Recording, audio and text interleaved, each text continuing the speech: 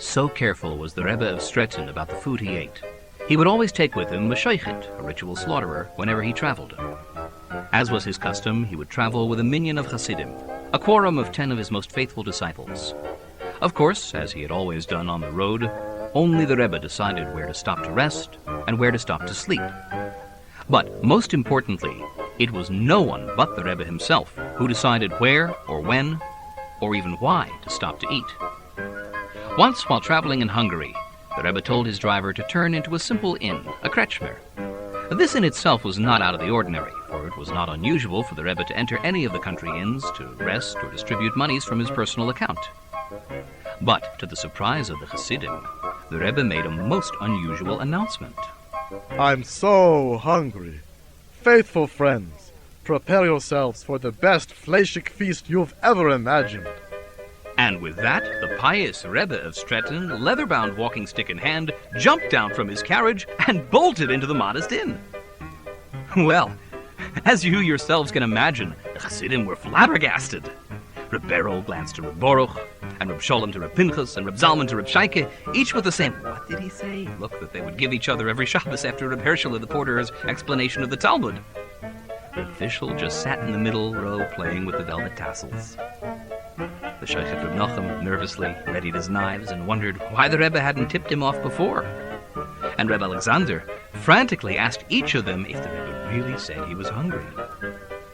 But it wasn't until the Hasidim climbed down from the coach and entered the kretschmer that they really began asking questions. There sat the Rebbe of Stettin, feasting on a half-pound flanken with a smile his Hasidim had never seen before. How could he eat a meal in a place like this, they thought to himself. What a mess! What a smell! What were they going to tell the Rebbe when he asked them all to sit down and eat? And who was that standing there near the Rebbe, clutching the knife, they all wanted to know. At first they thought this gangly fellow was a common peasant, a goy. Stained clothes, no talus cotton they could see, uncut locks flying about from all sides.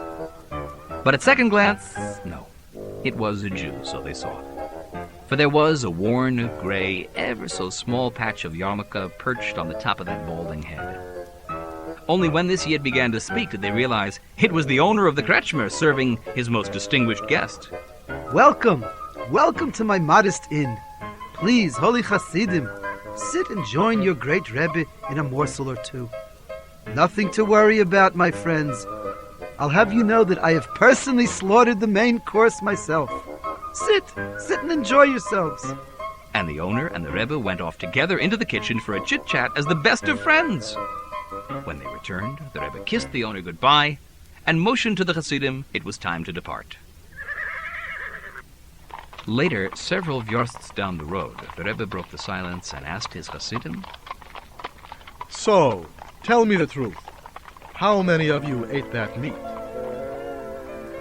Oh, a shame. I shall tell you now, faithful friends, who that man is. You shall know that man is one of our generation's hidden Tzaddikim, a Lamed Vavnik. And that knife he used was the very same knife used by our father Avraham when he almost slaughtered his son Yitzchak. The Hasidim couldn't utter a word. I begged him to let me hold it, but to no avail, for he said that only he and Elijah the prophet were permitted to touch the holy knife.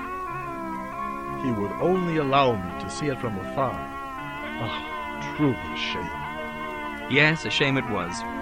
How could they have doubted the Rebbe, they all thought. After pleading for the Rebbe's forgiveness, the Hasidim ran back to the kretschmer just to have a look at the knife of our father Avraham. But, to their disbelief, that modest inn was nowhere to be found.